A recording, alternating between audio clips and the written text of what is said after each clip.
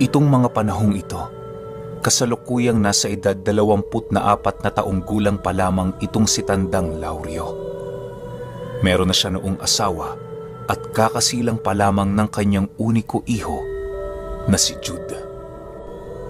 Dahil sa albularyo itong si Lauryo, kaya na may kung ano-anong pamahiin ang ginawa nito para sa kanyang anak. Naniniwala kasi noon si Tandang Lauryo sa mga paniniwalang kanyang nakagisnan tungkol sa batang bagong panganak pa lamang. Ayon sa kanya, na kapag hindi mo nagawang alayan ang iyong bakuran sa unang araw ng pagsilang ng iyong sanggol, mamalasin ito at maaaring maging pariwara ang kanyang buhay sa hinaharap. Hindi dahil sa iyo nang nais mangyari ng kanyang anak sa kanya, bagkus ay kagagawan umano yon ng mga engkantong hindi nagustuhan ang isang bagong nilalang na isinilang sa kanilang tinitirhan. May tsansa ding kunin ito ng mga engkanto kapag hindi nila nagustuhan ang ora nitong tangan-tangan. Dagdag pa ni Tandang Lauryo na sa pamamaraan ng pag-aalay ng mga buhay na hayop sa mga ito, maaaring magbago ang ganoong pagtrato ng mga engkanto sa bagong silang na sanggol. Magiging kasiyasiya na yon para sa kanila dahil sa natanggap nilang respeto na nanggaling sa ama nito. Sa pagpatuloy ng paglaki ni Jude, nananatiling manggagamot si Tandang Lauryo. Kakutsa-kutsa siya noon sa kanilang baryo, gawa ng wala siyang nakagisnang maestro. Kumbaga, naging manggagamot lamang siya dahil sa kanyang dedikasyon sa larangang yon. Marami din namang nagpapagamot sa kanya, subalit hindi karamihan, di tulad sa ibang antingero. Kinakagalitan din siya noon sa kanilang baryo sa kadahilan ng maraming testimonya ang kanyang mga naging pasyente sa husay niyang taglay sa larangan ng hilot at pagtatawas. Sa kabila ng lahat ng umuusig kay Tandang Lauryo, nananatili pa ring matatag ang kanyang pananampalataya at pagiging albularyo.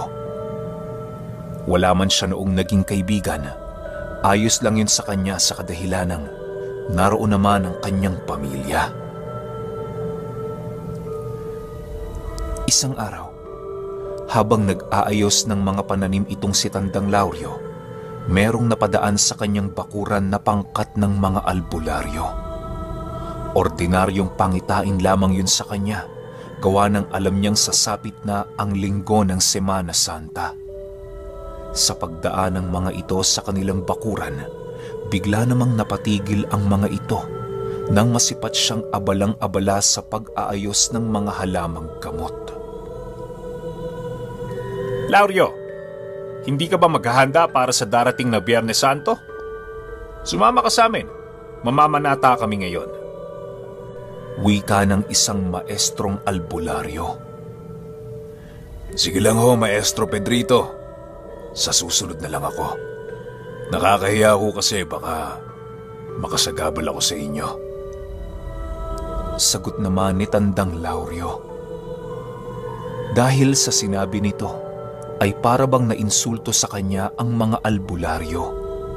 Kitang-kita ni Tandang Lauryo noon ang pagsimangot ng mga ito at pagtitig sa kanya ng masama. Ganyan ka naman eh. Kami na nga nagmamagandang loob sa iyo. Tatanggihan mo pa. Wika ni Maestro Pedrito. Kasabay ng pagwika nito ay ang mabilis na naman itong pag-alis ng hindi na nagpapaalam. Hinayaan na lamang ito ni Tandang Lauryo, gawa ng alam niyang wala siyang magagawa para baguhin ang ganoong sitwasyon. Wala naman siyang gaanong pakialam sa mga yon dahil alam niya sa kanyang sarili na kaya niyang mapag-isa basta't kasama niya ang kanyang pamilya. Sa pagsapit ng linggo ng Semana Santa, walang naging paghahanda si Tandang Lauryo ukol sa mga mutya o agimat na nais niyang makuha. Namuhay siya noong abala sa kanyang pamilya at walang kahit na anong bagay na iniintindi. Isang gabi, habang nasa kasagsagan ng pagtulog si Tandang Lauryo, bigla na lamang siyang napabalikwas sa kanyang higaan dahil sa isang masamang panaginip. Ayon kay Tandang Lauryo, na ang kanyang napanaginipan noon ay ang tungkol sa kapreng merong isang kulay pulang mata at kahindik-hindik na itsura. May daladala itong malaking martilyo at sa tabing bahagi nito, merong isang umaapoy na mga panggatong. May bakal din noong nagbabaga na parabang meron itong nais na maihulma. Pagsipat niya sa kapreng yon, agad naman siya nitong kinuha at idinikit sa nagbabagang bakal na kanyang nakita. Noong una, panay pa ang ginagawa niyang pagpupumiglas sa takot na malusaw siya nang bagang yon sa oras na lumapat doon ang kanyang balat. Ngunit nang maidikit na siya ng kapre sa nagbabagang bakal, laking gulat na lamang niya nang hindi siya makaramdam na kahit anong sakit at hapdi sa kanyang katawan. Matapos yung gawin sa kanya ng kapre, agad naman siya nitong inilublob sa nagniningas na mga kahoy na siyang labis niyang ikinatakot. Ramdam na ramdam niya kasi noon ang init ng buong paligid na parabang hindi na yon panaginip.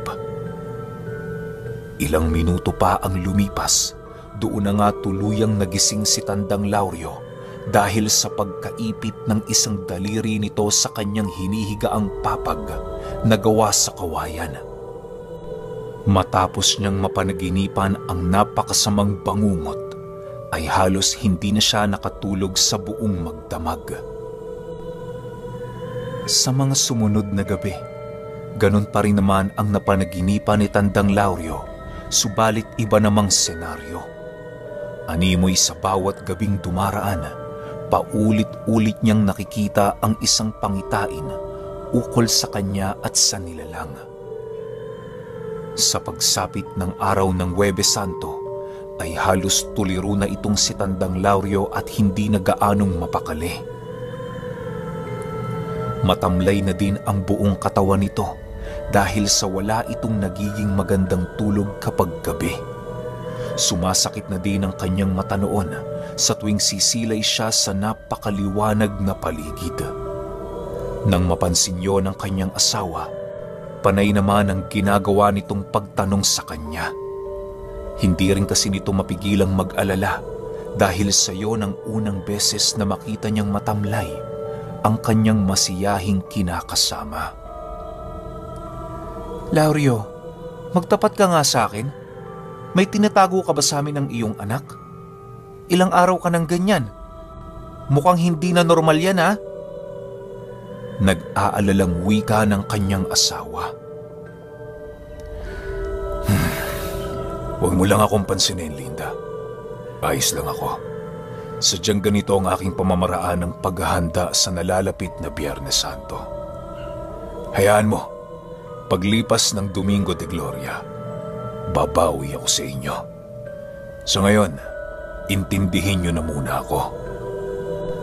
Pagdadahilan naman ni Tandang Lauryo. Nang marinig ito ng kanyang asawa, ninais na lamang nitong gawin ang kanyang trabaho upang hindi na mas lumala pa ang kanilang pagtatalo. Bumalik naman noon si Tandang Lauryo sa kanyang silid nang sa gayoy makabawi ang kanyang katawan sa antok nitong nararamdaman.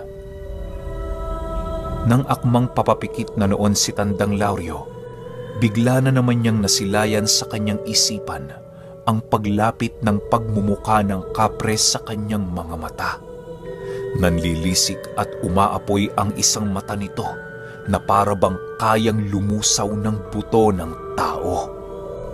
Lauryo, pakinggan mo ang aking tawag.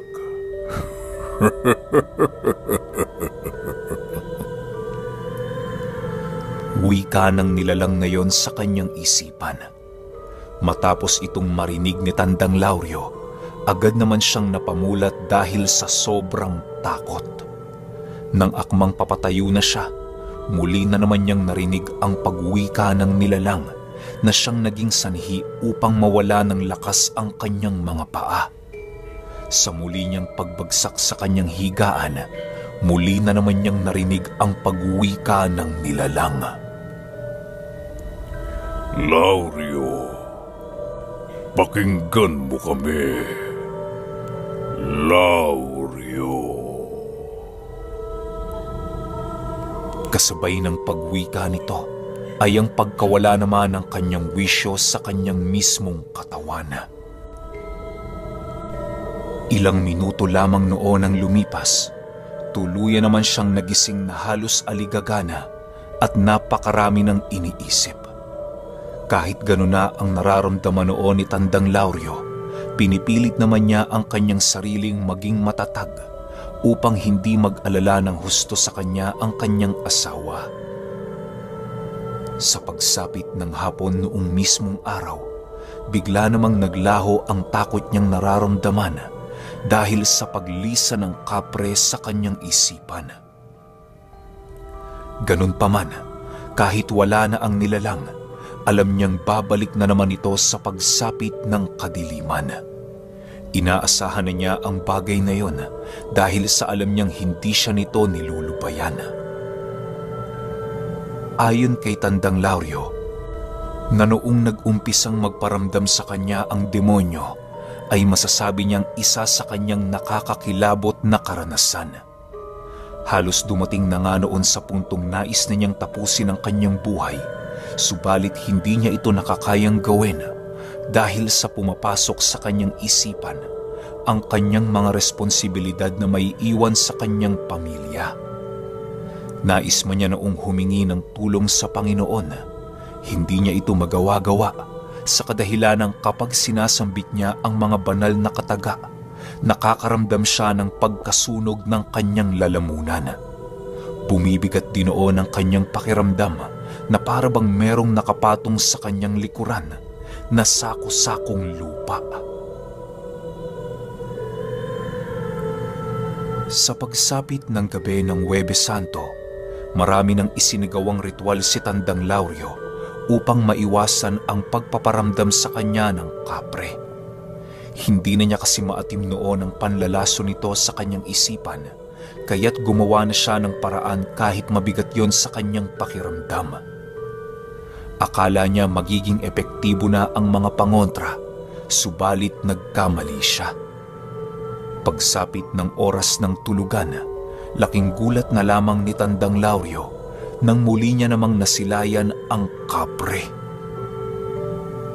Sa pagkakataong yon, nakita na niya ang kanyang mag-ina na hawak-hawak ng nilalang. Nagliliyab ang buong katawan nito at napakaraming uod ang gumagapang sa kanilang buong katawan. Lauryo, pakinggan mo ang pagtawag ko.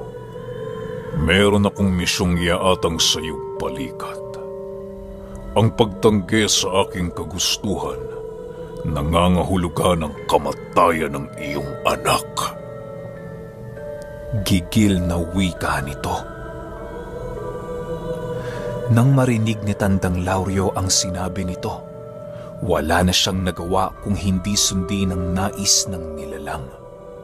Sa pagpapatuloy ng kanilang pag-uusap, doon niya nalaman ang lahat ng kanyang kinakailangang gawin upang sila ay magkaharap. Patuloy din itong nilalaso ng kanyang isipan na halos wala na siyang nagawa para ito ay labanan. Ayon kay Tandang Lauryo, ibinilin sa kanya ng nilalang noon na siya ay tumungo sa bundok pagsapit ng 3:00 ng Biyernes Santo na walang kasama. Iwan din niya ang lahat ng kanyang karga upang masiguro niyang hindi siya maliligaw sa kanyang lugar na pupuntahan. Magdadala din siya noon ng pinatuyong pakpak ng butiking lumilipad at uusalan yon sa pagsapit ng hating gabi. Matapos itong ilahad sa kanya ng kapre, agad din naman itong naglaho sa kanyang isipan. Huwag mo kong bibiguin, Lauryo. Napakalaking pabuya ang maaari kong maibigay sa'yo kapag nagawa mong tuparin ang misyong ibibigay ko. Magpahinga ka na. Wika ng nilalang bago ito tuluyang maglaho. Matapos itong marinig ni Tandang Lauryo, ay halos hindi niya magawang maigalaw ang kanyang buong katawan dahil sa labis na pagkatakot. Habang patuloy niyang pinakikiramdaman ang kanyang katawan, hindi niya maiwasang makaisip ng iba't ibang pagnanasa laban sa mga albularyong nanghahamak sa kanya. Sa pagsapit ng umaga ng Biyernes Santo, walang kahit na anong inihanda si Tandang Lauryo maliban sa pakpak ng butiking punong-puno ng dasal. Itinago niya yon sa isang telang itim at isinukbit sa kanyang bewang ng buong araw. Upang hindi siya noon matunugan ng kanyang asawa, ninais niyang ipagpatuloy ang kanilang normal na pamumuhay. Sa katunayan, naging maayos pa noon ang pagpapaalam ni Tandang Lauryo sa kanyang asawa sa mga bagay na kanyang gagawin kinahapunan. Pagsapit ng 3:00 ng hapon, agad namang umalis si Tandang Lauryo sa kanilang bahay ng normal. Pagdating niya noon sa sentro ng kanilang baryo, nasipat pa niya ang iilang mga albularyong kararating lang din galing bundok. Oh, Lauryo, saan ka pupunta? Wala ka na makikita dyan. Nasimot na namin ang anumang gamit na yung naiisip na kunin. Wika ng isang maestro.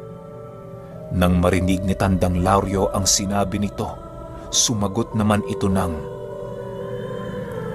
"Huwag mo akong pakialaman sa kung anong gusto kong gawin.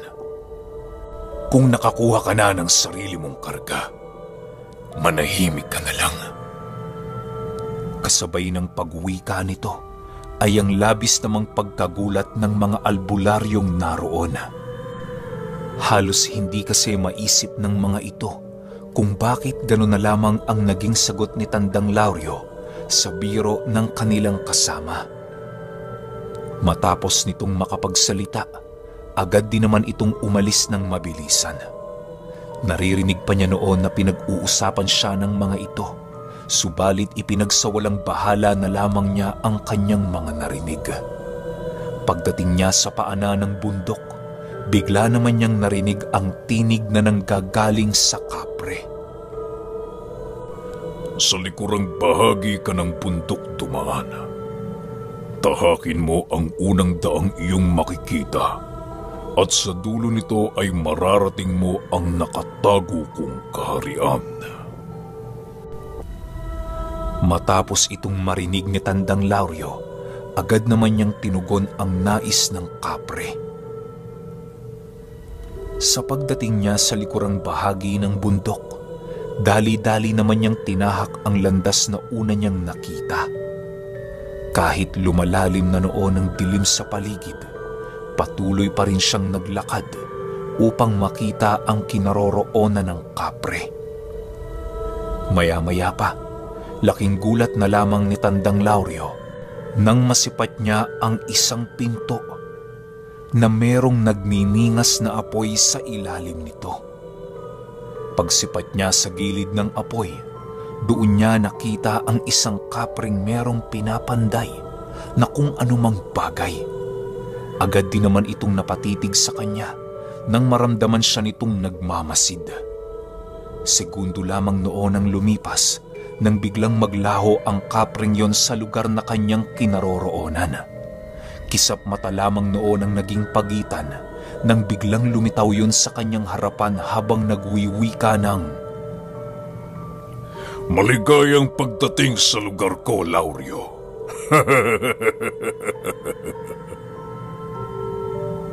Kasabay ng pagwika nito ay ang mabilisan naman itong pagtahak sa kanya patungo sa lugar na kanyang pinamamahayan. Hindi naman noon nakaimik pa si Tandang Lauryo dahil sa bilis ng mga pangyayari. Sa pagpapatuloy ng kanyang pagmamasid sa paligid, Napansin niya ang kapre na paikot-ikot sa kanyang kinauupuan habang patuloy na sinusundan ng mga maiitim na nilalang. Nang marating nito ang likurang bahagi ni Tandang Lauryo, agad naman itong kinuha ang pakpak ng butiki na nakasukbit sa kanyang bewang. Dali-dali itong kinain ng kapre sa kanyang harapan habang nakangisi. Matapos itong gawin ng nilalang, agad naman itong inilapit ang kanyang pagmumuka kay Tandang Lauryo. Lauryo, wala kong ibang nais ipagawa sa iyo kung hindi ang pagkalipol ng mga albularyong kababaryo mo. Masyado na nila akong napeperwisyo ng kanilang mga karunungang tangan-tangan. Dahil sa pagiging puro nila, hindi ko sila kayang pasukin sa espiritual, kaya ikaw ang nais kong magpatuloy ng aking paghihigante. Ramdam kong may galit ka sa kanila, kaya gamitin mo ang galit na yan para maisagawa ang aking nais. Wika ng demonyo.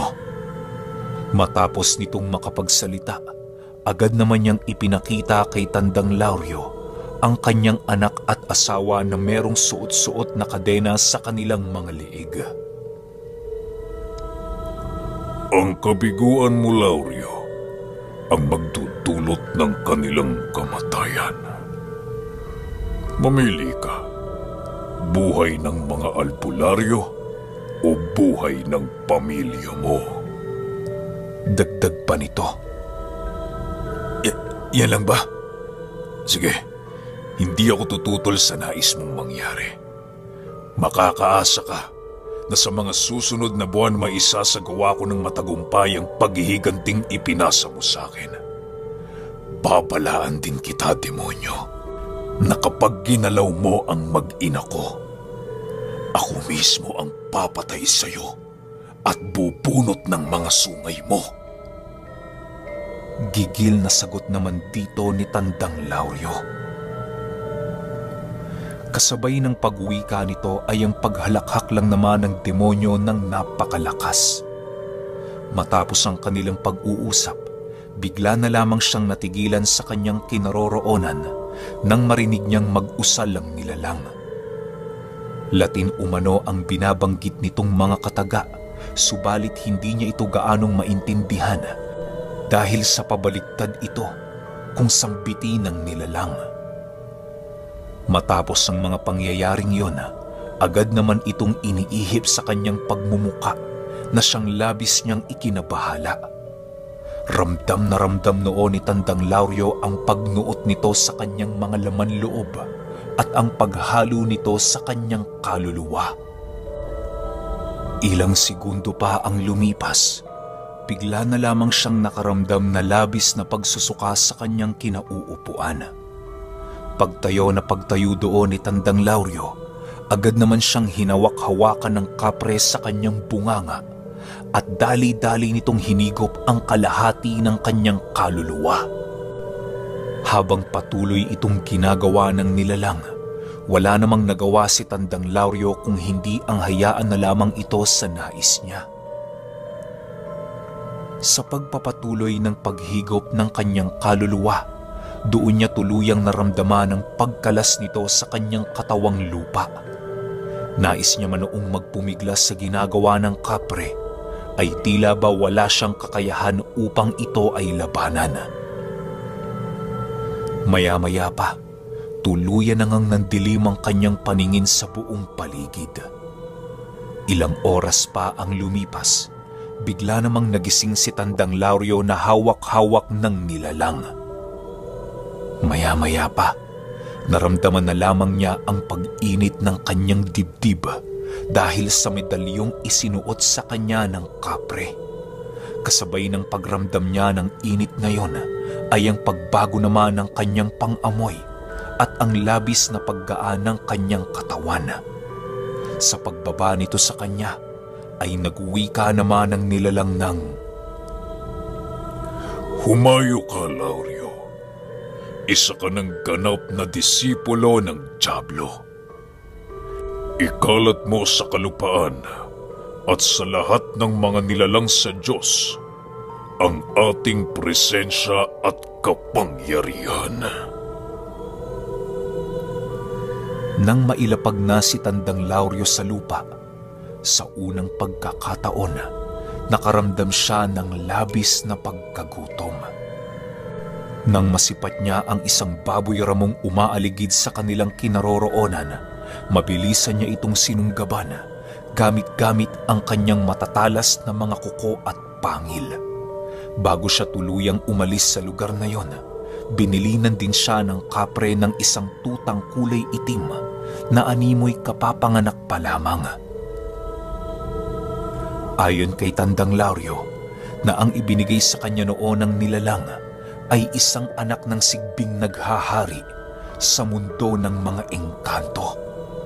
Madali lang umanong lumaki ang mga ganoong uri ng nilalang at hindi na ito kinakailangan pang pakainin. Sa unang pagsilay niya sa nilalang ngayon, tila ba nagkaroon agad sila nito ng ugnayan. Matapos itong maibigay sa kanya ng kapre, agad din naman siya nitong pinalakad pababa ng bundok. Dahil sa pagod noong nararamdaman ni Tandang Lauryo, kung kaya't nabigo siyang makababa sa bundok na yon noong mismong gabi. Kinaumagahan, laking gulat na lamang ng mga albularyong naroon sa kanilang baryo nang masipat siya nitong naglalakad habang merong kalong-kalong na nilalang. Lauryo, ngayon ka palang ba uuwi? Mukhang naligaw ka yata. Pagbibirong sabi ng isa sa mga disipulo ni Maestro Pedrito. Ito nga pala yung albularyong gumamot kay Jude sa una nating kwento. Nang marinig ni Tandang Lauryo ang sinabi nito, agad naman niya itong sinindak sa pamamagitan ng pagtitig dito ng napakasama. Maniwala kayo o hindi, pagsilay ng albularyong yon sa mga mata ni Tandang Lauryo, bigla na lamang itong napaatras at napakaripas ng takbo. Panay din ang pagsisigaw nito sa daan na para bang nakakita ng isang demonyo. Sa pagdating niya sa kanilang pamamahay, agad naman niyang inilagay sa isang sabsaban ang sigbing pinapaalagaan sa kanya ng kapre. Sa pagpapatuloy ng kwento, doon na dahan-dahang gagalaw si Tandang Lauryo upang lipulin ang lahat ng albularyong ipinapapatay ng demonyo.